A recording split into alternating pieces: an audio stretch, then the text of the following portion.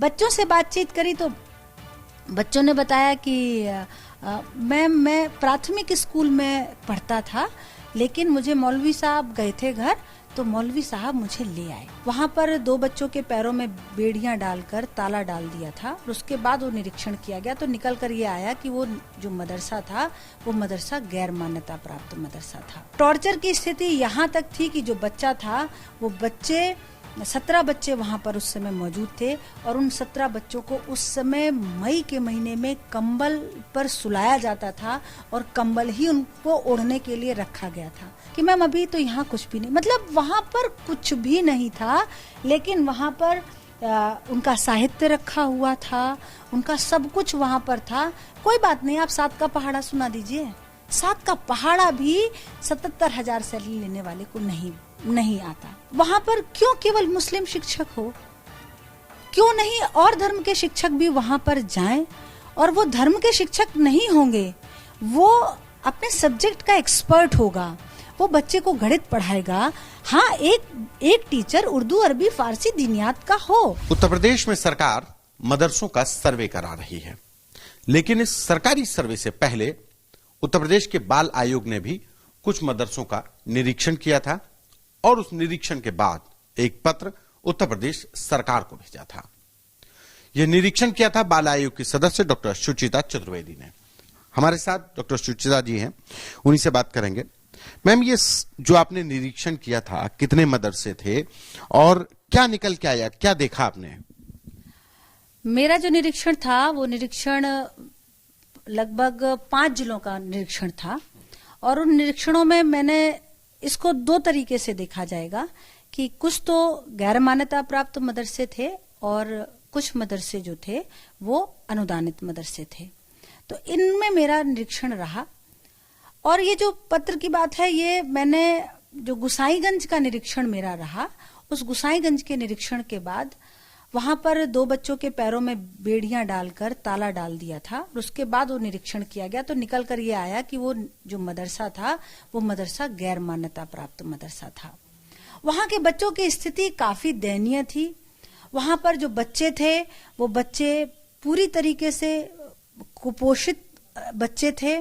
उन बच्चों के जब भोजन की व्यवस्था की बात देखी तो वहां पर केवल आलू और चावल उन बच्चों को खिलाया जाता था।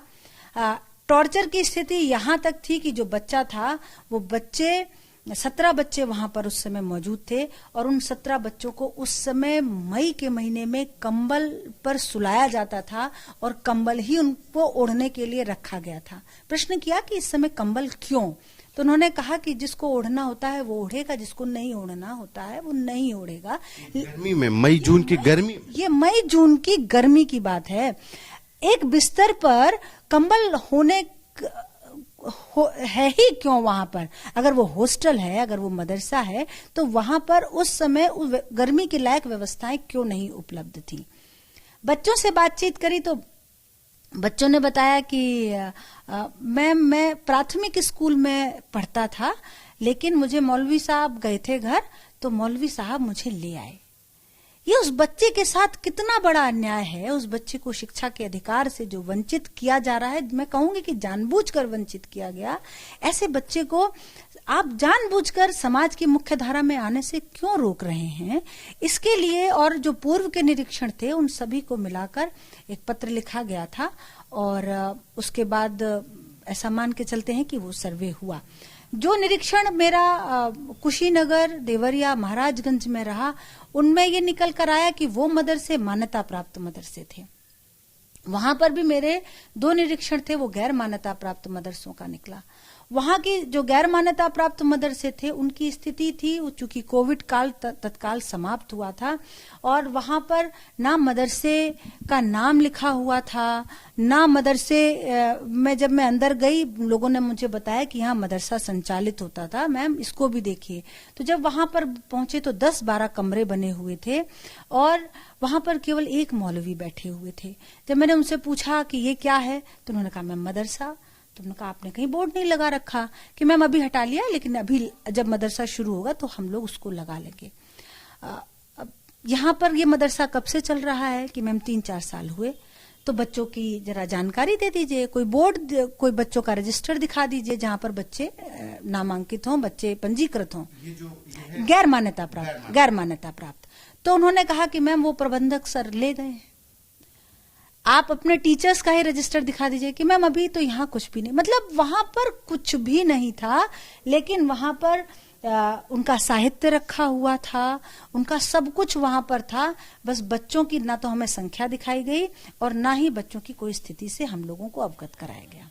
फंड के लिए बात नहीं की आपने कि पैसा कैसे आ रहा है उनके पास, पैसा कहां से आ रहा है? सरकार से तो अनुदानित है नहीं, मान्यता प्राप्त भी नहीं है, तो पैसा कहां से आया? उन्होंने कहा है ना इसको कि वो जैसे ये गोसाईगंज का मदरसा था, तो हमने पूछा कि जो दान आता है उस दान का भी तो कहीं रजिस्टर आपके पास होगा, तो उन्होंने कहा कि मैम कोई रजिस्टर नहीं होता, ये जकात का पैसा आता है, ये हम लोग खुद इकट्ठा करते हैं और इसके लिए हमको कहीं से कोई फंड नहीं मिलता। तो उनका जो भी कहीं से मिलता है, कहीं तो आप नोट करते होंगे, कहीं तो कुछ लिखा होगा, क्योंकि हम लोगों का बाल गृहों में भी निरीक्षण रहता है, जो एनजीओ द्वारा संचालित हैं और जो अनुदानित नहीं है, उनमें भी जो पैसा आता है उन पैसों का पूरा विवरण लिखा होता है। तो मदरसों में क्यों नहीं, तो उसके विषय में वो मुझे कुछ बता नहीं पाए।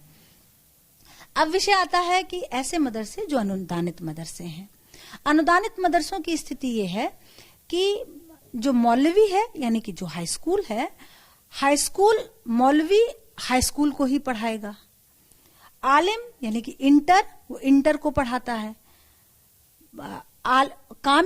कामिल को पढ़ाएगा और हाफिज फाजिल को पढ़ाएगा। ये 4 कैटेगरी हैं।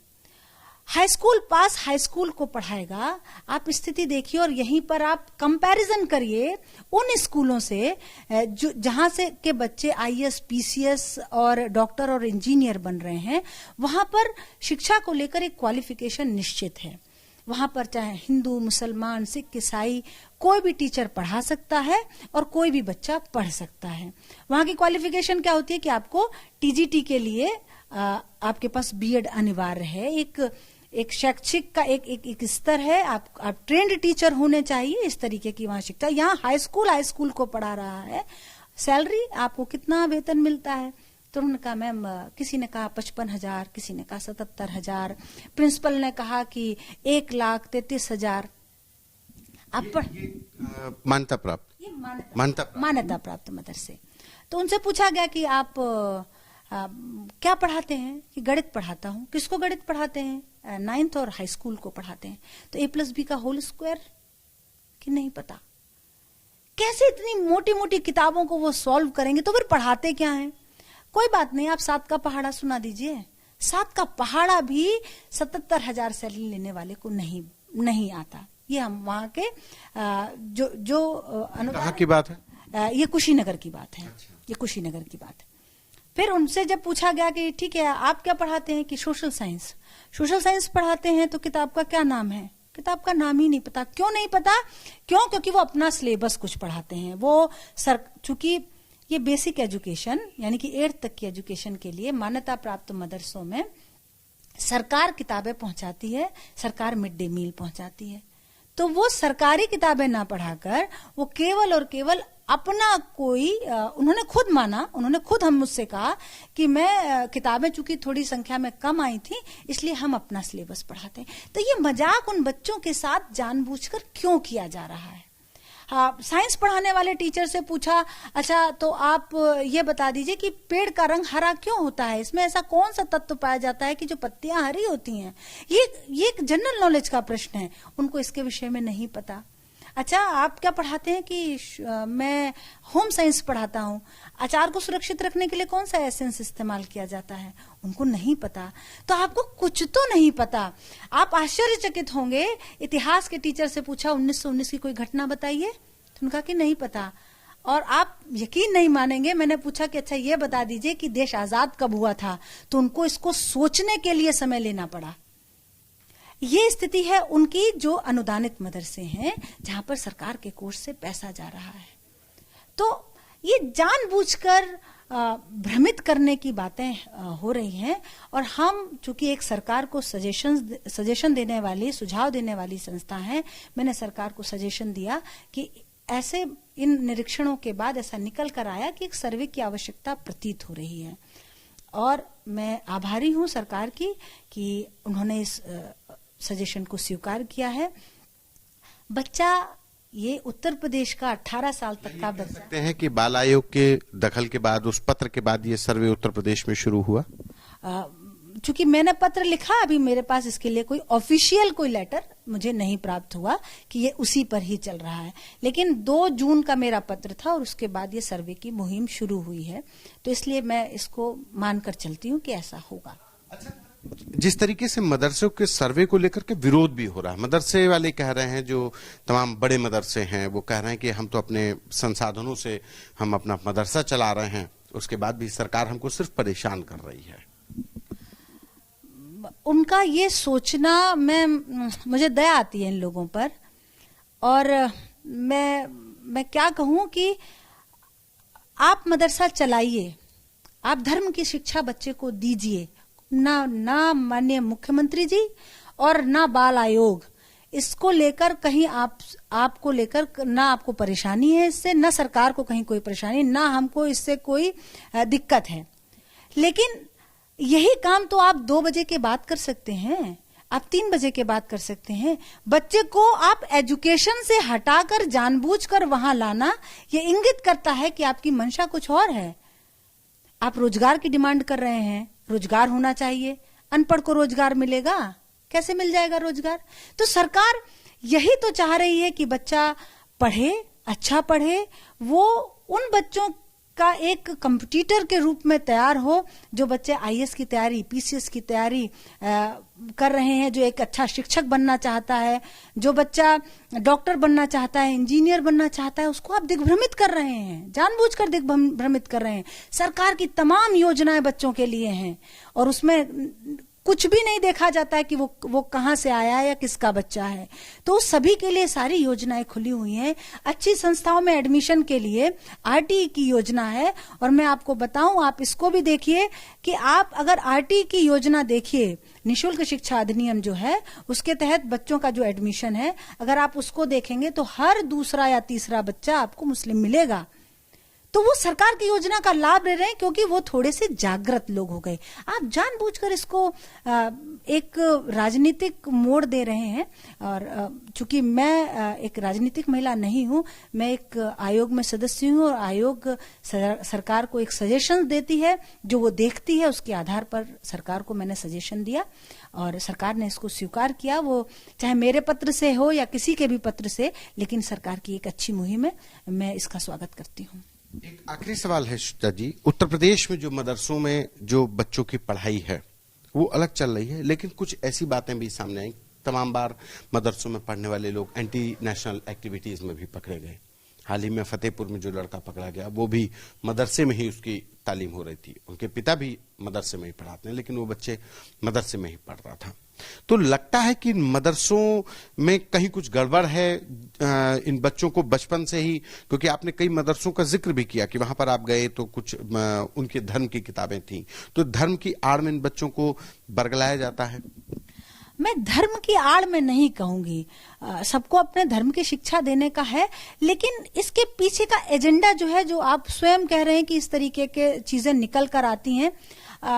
अभी आप प्रयागराज की घटना देखिए, बिल्कुल, अभी आप प्रयागराज की घटना देखिए, जिन बच्चों ने पत्थरबाजी की वो सभी बच्चे, अधिकतर बच्चे मदरसे के बच्चे थे।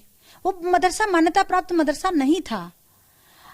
आप जब आप बात करते हैं तो कोई भी अल्पसंख्यक अधिकारी, जो जिले का अल्पसंख्यक अधिकारी होता है, वो इसकी जिम्मेदारी लेने से कतराता है, कहता है कि मैम ये मेरे अंतर्गत नहीं आते, मेरे अंतर्गत आते हैं मान्यता प्राप्त मदरसे, तो मैं उनका निरीक्षण करता हूं, मेरी उसकी जवाबदेही है, मैं उसकी जवाबदेही।